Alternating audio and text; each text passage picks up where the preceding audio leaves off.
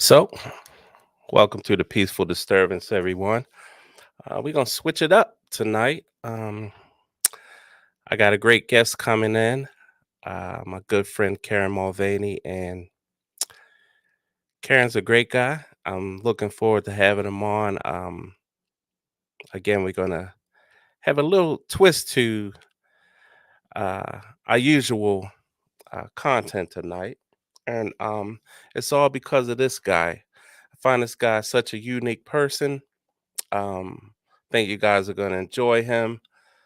And I was really looking forward to this. I have never done an interview like this before, because usually as I try to expand my podcast, I'm trying to delve into different things. So in doing that, you kind of try to get out of your comfort zone a little bit. So I'm having Karen on as I take this sort of leap of faith, and hope you guys enjoy it. And we're going to really have an tap into some interesting subjects, as far as conservation, polar bears, National Geographic, whole slew of things that Karen's involved with. And I'm looking forward to it. So I came on here a little before 7 just to get things started, and before he showed up. So again, before we get started, feel free to subscribe to the Peaceful Disturbance. Leave any comments. The comments are wide open. Any suggestions to improve the podcast, please let me know. Um, Karen's open to answering questions as well. So anything that you feel like you want to ask him during the podcast, please do.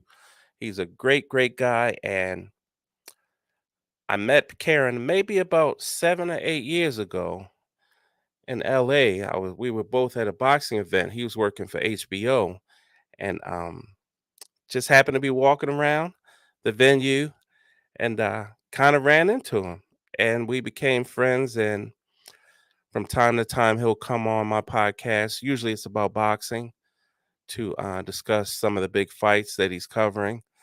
Um, a lot of fights we used to cover together. He being for HBO, me being for my small podcast. So I am looking forward to it. Hey, Karen, Hey, mate, how are you?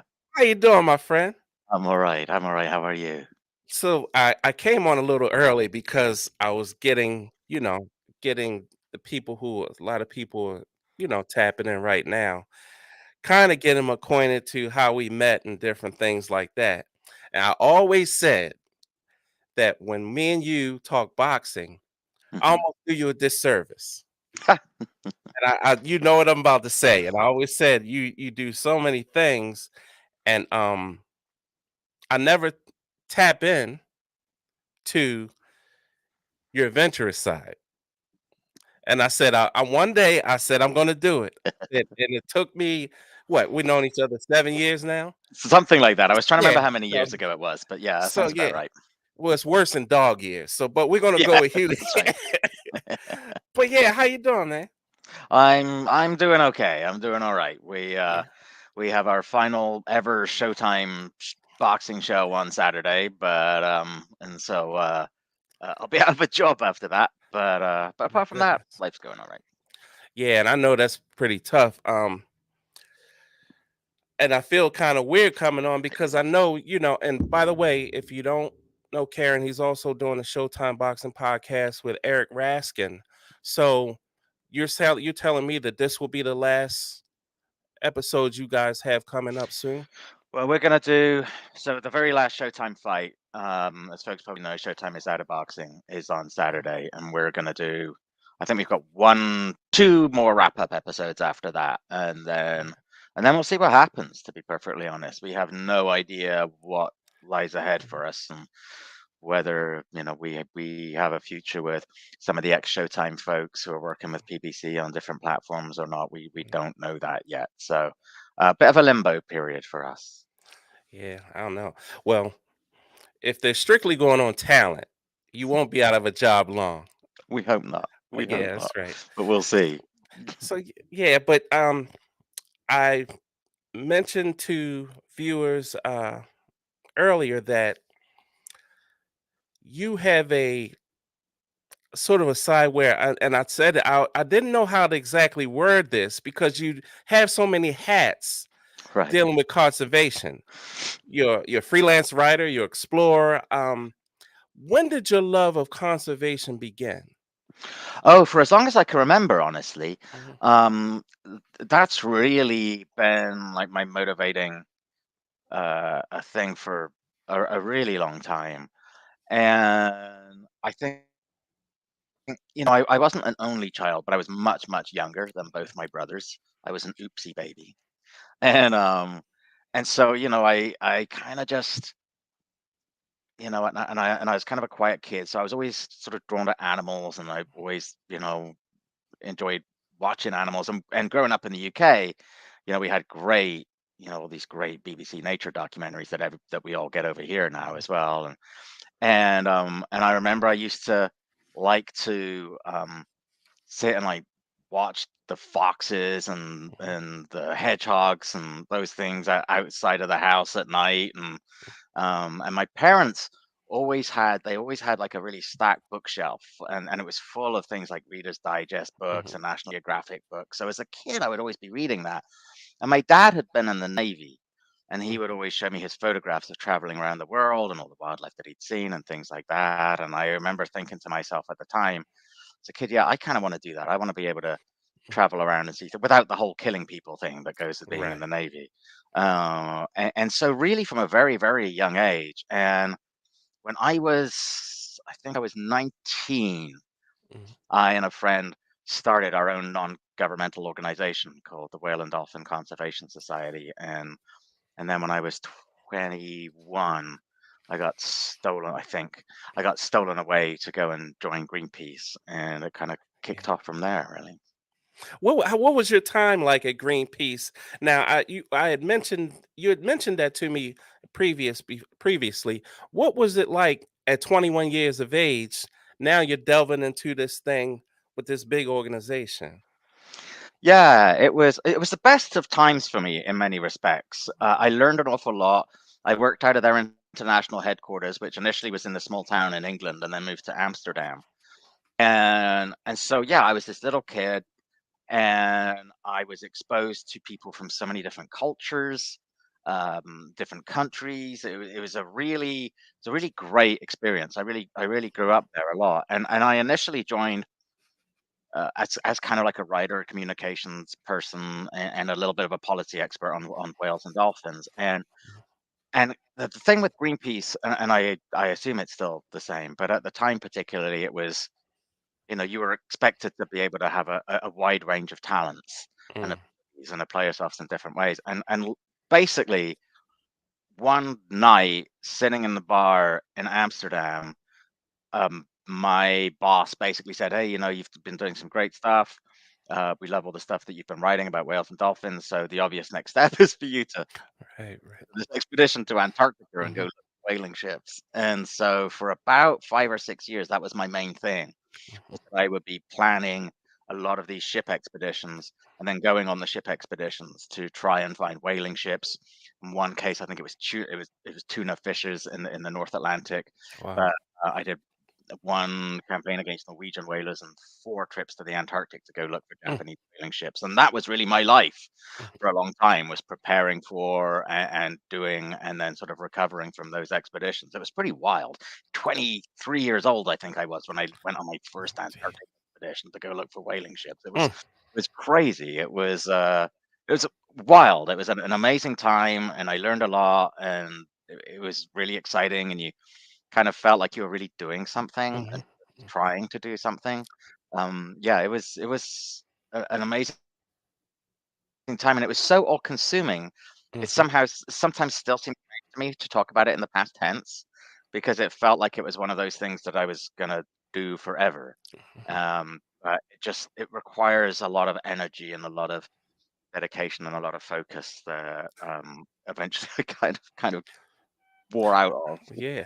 I was gonna say, Karen, is that one of those things where, especially at 23 years old, was this something where you felt like some days it felt like, oh man, I'm really making a difference. But then you run into a situation where it seems like you're taking two steps back. What did that do to your 100%. psyche as a 23-year-old at that point? 100%. And I think that was a lot of it and why it is exhausting. Because we sometimes joke that, people say, "Well, what do you do with Greenpeace?" And I say, "Oh, I go to the Mhm. office and I just bang my head against the wall all day and and then I go home." So there was a lot of that. There was definitely that. And we would try to, grab the little victories where we could. But yeah, there was definitely, a very Sisyphean kind of rolling a boulder uphill a lot, and then it would kind Mm. of squash you, on the way down. And look, 30 something years after we first went to the Antarctic, whaling is over in the Antarctic. We won eventually, but it took an incredibly long time. And then, in those early days, the early 90s, so when Greenpeace was starting to get in, Mhm. to say, look, there's this other issue going on. The Earth's getting warmer. We're going to have to kind of address this, and Mm. fisheries are beginning to be an issue. We're going to have to address this, and so it was kind of an exciting time to be sort of at the forefront of a lot of issues that we all take for granted now. But yeah, I mean, that was definitely it. That was definitely it. You definitely felt like there was a lot of just banging your head against the wall, and to what end, really? How long did that go on, Karen? As far as, do you remember how many trips you guys took as far as, on those exploratory missions to try to save the whale population? Yeah, so I did four to the Antarctic and one to the Arctic. And then they did a couple more to the Antarctic after me, and then I also did some fisheries stuff and a couple of other like climate trips to the Arctic. Mhm. So I was full time with Greenpeace from 89 to 95, and then I came back a couple of times for a couple of brief periods, sort of like 2001, Mhm. 2005, a couple of things like that. And I haven't done anything with them at all since Yeah. 2009. It's a little like boxing in that it's a little addictive, and it's kind of, you're like, oh my god, I don't want to do this anymore. Yeah. This is just killing me, but you can't you can't leave. Right, right, right. So they're very similar in that respect. My goodness. Now, when did you transfer, or you probably did it simultaneously? When did you start to also concentrate on polar bears and the conservation of polar bears? Well, the last time that Greenpeace asked me back to be a consultant was, I think, about 2005.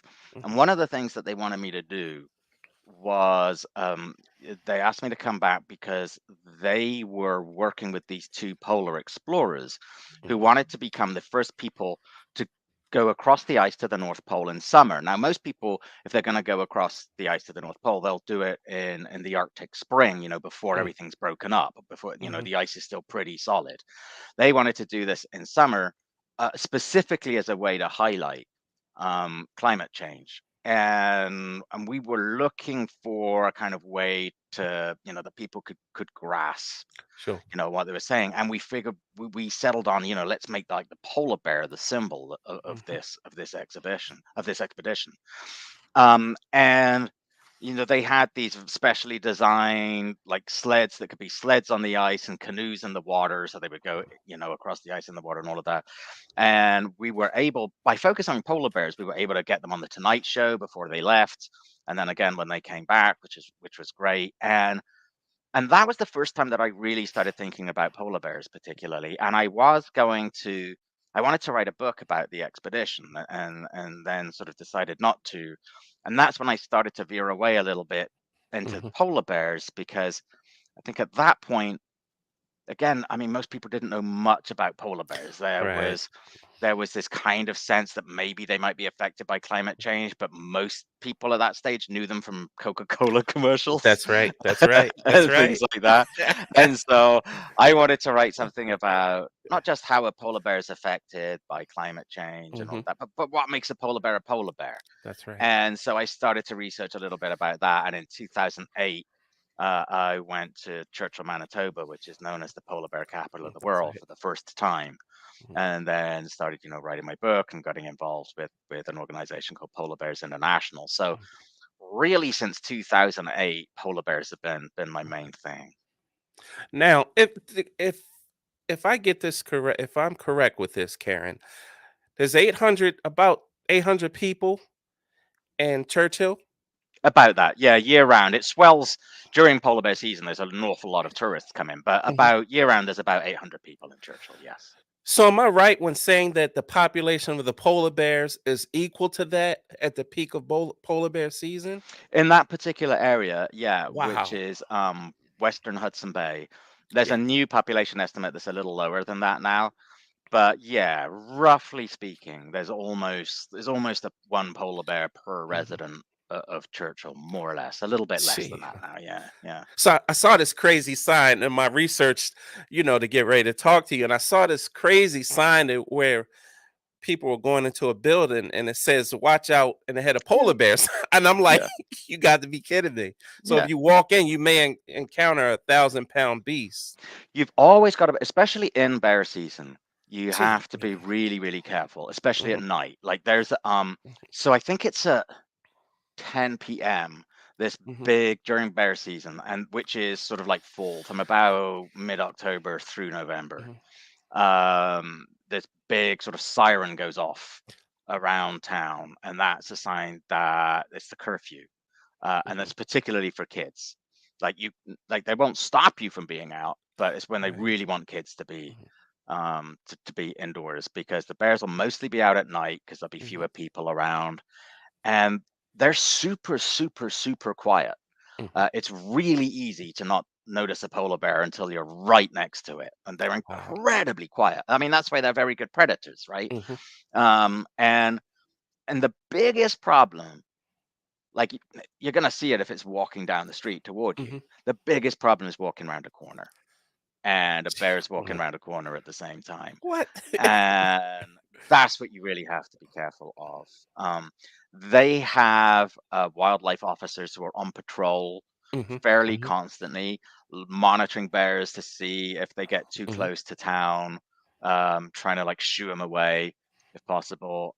Sometimes you will hear these kind of like thudding bangs, and what they are people firing mhm, blank shotgun shells up in the air. They're called mm, cracker shells or mhm, flashbangs, and they just make a noise that scare a mhm, bear off. Um, but there hasn't been a major attack in town for 10 years mhm, because people are pretty good at sort of being aware of bears. Residents are pretty good about it. Everybody leaves their car doors unlocked. They mhm, leave their front doors unlocked of their houses, just in case somebody needs something to duck into. mhm. The tourists sometimes need a bit more educating. Absolutely. um, Mhm. One wildlife officer I met once upon a time said that he referred to tourists as walking snacks Oh because, goodness gracious. Gee whiz. because Gee, it goodness sometimes it's hard to gracious. drill into them the seriousness of My do not goodness. walk around polar bear territory by yourself at night. Mm, When I'm there, if I do go out at night, which I try not to do, but sometimes you just have to go from place A to place B. mhm, I'll carry a can of bear spray mhm, and a flare. mhm. You just never know if you just might have to use it. I've never had to deal with that in town personally, um, Wow. but yeah, it's just something you kind of keep aware of. Now, over your years that you've been, a conservationist, and obviously the big talk especially last 15 years has been the ecosystem and its effects on animals, whether it's in Antarctica or wherever. What have you noticed in your years going back and forth? Have you noticed a significant change and what you're seeing, as you're there? So it's you can see the trends. So from Mhm, year to year, it will definitely vary, and that's one of the things is that it's not like a linear progression. mhm, That's why some years are warmer than others, some years are colder than others, mhm, and it's the trend that matters. And you can have localized things that will change. I've definitely noticed that this. So the reason that people don't know, the reason that climate change is especially dangerous for polar mhm, bears is because polar bears live on the sea ice. They wander hundreds and hundreds and hundreds of miles in search of seals, which pop their heads up from the ocean through the sea ice. So they need sea ice. So if sea ice is Mhm. melting, they have less time to be on the ice. They have less platform. They have less area to walk Mhm. around on. It's more dangerous for them. But most importantly, they have less time to get Mhm. food. And if Mhm. you live in an area like the Arctic, you need every moment you can get to Mhm. get food. So the trend is clear. The trend, some years are better than others, but by and large, the ice is melting earlier in the summer and Mhm. forming later in the fall. So they're having less time on the ice. We've noticed some of the things that we have noticed is that there are fewer cubs being born Mm. and certainly fewer cubs surviving Mhm. um, uh, to actually sort of go out on Mhm. their own. The size of polar bears in this population is decreasing Mm. slightly. There has been an interesting change in Mhm. the ratio between males and females. Um, yeah, so we've definitely noticed a trend. Like I said, Mhm. you can have a good year and you can have a bad year, and it's Sure. often the case that like I think it's last time I was there, the ice had actually lasted quite a while, Mhm. and you could see that the next fall the bears were still with kind of fat and Mhm. happy, and they had nice round butts, which is always a good Mhm. sign in a polar Mhm. bear. Mhm. This year I wasn't up in Churchill, but it was a very different scenario, Mhm. and this time there were a lot more skinnier bears hanging around Mhm. town, and looking for food as they waited for the ice to freeze Mhm. again. So it depends from year to year. There's a lot of variation, but the trend is very clear. Yeah, and as with a lot of things, whether it's in Antarctica or Churchill, Manitoba, the human element. What's your thoughts on the prospects of drilling and things of that nature, and its effect that it could have on the polar bears? Well, one of the things that's going to be really interesting in the Arctic, and we don't know how soon it may or may not happen, Mhm. and probably not for a while, but Mhm. for a long, long time, like going back centuries, Mhm. explorers have tried to find paths through Arctic sea ice, Mhm. looking for passageways from the Atlantic to the Mhm. Pacific and vice versa. Um, and most of the time, there are a couple that have been identified. There's what's called the Mhm. Northwest Passage, which goes through Arctic Canada, and the Northeast Passage that goes over Russia. And they're increasingly becoming more and more open Mhm. with each year, and you're getting more vessels are going through Mhm. there. It's still not very many, Right. like both Canada and Russia kind of say, "Oh, we've got the alternatives to the Suez and Panama canals," and then nothing close to Mhm. that. But as that kind of activity kind of ramps up, Mhm. that's when you sort of start to have some of these additional issues. Because there's going to be infrastructure that is built, and there's always the risk Yes, of I was going to accidents and ask all you. this That's kind right. of thing, Mhm. so there's talk about building Arctic ports here and there. Mhm. um, and then in the main Arctic Ocean basin, as the sea ice is retreating, instead of looking at this and going, oh my goodness, what a terrible job we've done, we must make amends, Mhm. instead you have countries going, oh my god, there's an opportunity for us to do more mining and Yeah. drilling in the Mhm. seabed here. Mhm. So again, I don't know. I think some folks have perhaps been a bit more, I don't want to say optimistic, but nonetheless, Okay. maybe assuming that that's going to happen Yeah. faster than it is likely to. But Mhm. at the same time, sea ice is rapidly, rapidly disappearing. So we Mhm. don't entirely know. But the biggest threat by far, drilling can be an issue, disturbance can be an issue, but really by far when it comes to polar bears is the fact that sea ice is diminishing, and Mm. that is their platform that they need. And I was going to say is how has it affected other wildlife there? Because is it a large caribou population as well that Yeah, great. migrates to? Yeah. Yeah, great question. So in different parts of the Arctic, there are going to be different winners and losers. So, Mhm, stay in like the sea ice ecosystem. This is mhm. also going to affect walruses, for example. Yes, yes. It's definitely affecting the seals that polar bears prey on. It might be advantageous to some whale species. Like, so for example, humpback whales, orcas, killer whales, they might be able, gray whales, they might be able to expand their range a little bit Mhm, because the ice isn't there. Maybe bowhead whales might do a little bit better as well. mhm, Um, uh, Different parts of the Arctic, like mhm, ashore, caribou, for example, in northern Alaska, they're potentially much more directly affected by drilling. mhm, And you actually have a couple of different Alaska Native groups that take different positions on whether there should be drilling in Arctic Alaska. You have the Inuit, the coastal people who mostly are whalers, are all for it, mhm, but you also have like the Gwich'in who hunt caribou who are like, mhm, no, no, no, we don't want any of this mhm, because we want to be able to we don't want our caribou herds to be mhm, you know d- disturbed. There are some strange kind of impacts that you wouldn't imagine. So, for example, mhm, the Arctic has a layer of permanently frozen soil called permafrost that is mhm. beneath the soil, and as that starts to melt, it's creating pools of water, in the springtime and the summertime in the Arctic, which creates breeding grounds for mosquitoes.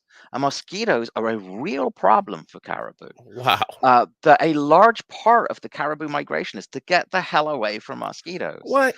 And so you have these strange localized impacts that you wouldn't Mhm, imagine. mhm. Like, why is this happening? Why is that happening? Right, right. And that's the kind of thing that's happening. And obviously, like, I'm focused on the Arctic, but Yeah, yeah. these kind of strange things happen all over the place, like these unexpected little impacts that we're seeing.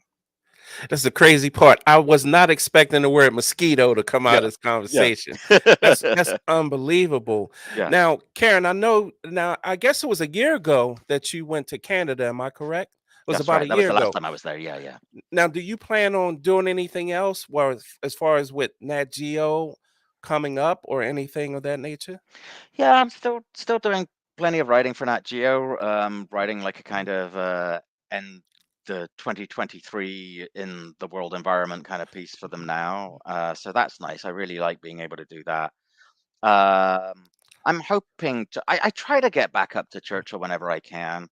Mostly with Polar Bears International, and hopefully next year or maybe the year after I'll be mhm, back. It's great to be able to go up there. I obviously like to only go up there if I can be doing something useful right, rather than just hanging out and getting in the way. But it's always a great experience, and it's mhm, just it's kind of amazing. Like, it's a little bit hard to get to Churchill. You can fly in there, or you can get, there are mhm, no roads, or you can get a train, and it's like a 2-day train ride from Winnipeg, yeah, which is yeah, the nearest big city. And then you're there, you're in this small little town, and you could just pop outside of town and go out mhm. onto the tundra, and there you just see polar bears. It's the craziest thing. That's It unbelievable. is kind of amazing to see. And yeah, sometimes you will get polar bears in town, and it's just the thing that people there live with, and it's remarkable to think about it, right? I mean, most of us get pretty excited if we see a squirrel at our That's bird right. feeder, That's right. right? So, That's right. to That's actually right. have a giant polar bear walking around is crazy.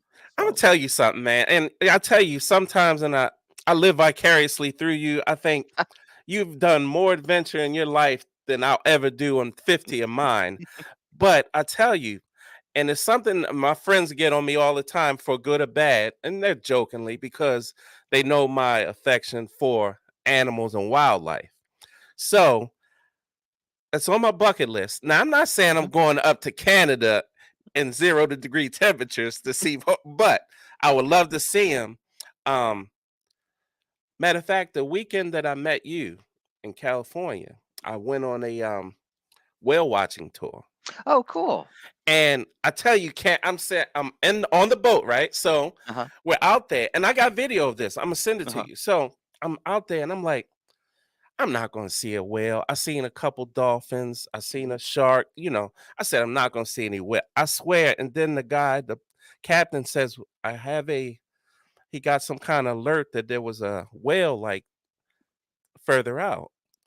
So I said, okay, this might be pretty good. So he goes out And I tell my friends all the time, I started to get a tear in my eye when I Yeah, saw this whale. yeah, And they would laugh, but they come. I tell you, if you don't believe in God, you will yeah, believe in God when you see this whale. I kid you. yeah. Am I right? It's an amazing sight, isn't it? It's like it's just and that sound when they come to the surface and you hear that Yeah. and the spray. It's oh Yeah. my God, it's an amazing thing. We had the most amazing experience I had one time when we were in Antarctica. We were just drifting, Yeah. and this humpback just came and investigated us. Right. Right. And we were just sitting, and it's amazing. It just popped its head up and Hmm. looked at us and swam around until Yeah. it was bored. And Hmm. it's amazing, isn't it? It's something There's something Mm, really remarkable and majestic, and you're on the boat, and it's like you feel really privileged, like this whale has decided to come check you mm. out and let you see it, isn't it? It's an amazing, amazing feeling. I know, but I tell you, it is a great feeling. For a minute, I felt like what's the guy Jack Dawes from Titanic. Oh, But I'm gonna tell you this: it was incredible. I still had like I said, I'm gonna send oh, you this that's awesome. video. Yeah, It was do. amazing, man. But once again, you came through in the clutch, and I told people before you came on, I'm trying to diversify my podcast to delve into things that will get me out of my comfort zone. Cool. And I said, man, I always wanted to have you talk about your passion, your real passion. By real passion, And yeah. I appreciate you coming on. And I don't know what Showtime is going to do, Hmm. but I tell you what, I mean, I know a lot of people that probably needs a talent like you, man. I don't know. So I'm probably going to do a polar bear podcast. I'll tell you that much. So there that'd be you go. great, man. Yeah, That'd be yeah. I awesome. think I'm thinking I'm probably going to do that. So that'll be fun, like once a month or something to start off. So That'd be awesome, man. That'd be yeah. really awesome, man. Well, I appreciate you, my friend. I always appreciate Um, you asking me on. It's always lovely to talk to you. yes, I indeed, thought man. I thought we'd be next time I saw you. I thought we'd be talking about an Orioles World Series victory, but well, it just didn't quite happen, huh? Well, see, Karen, now you gotta put our friendship on ice right now by mentioning that. I was rooting for her, man, but well, Yeah, yeah, man. But as you see, faithfully, I'm still wearing my hat, so hopefully we'll be ready for April. there you And go. yes, indeed, man. But once again, I appreciate it, and Thank you, buddy. look forward to talking to you soon, man. You betcha. Thank you so much, my Thanks a friend. lot, man. Take care, Appreciate it. everyone. All Bye bye. right.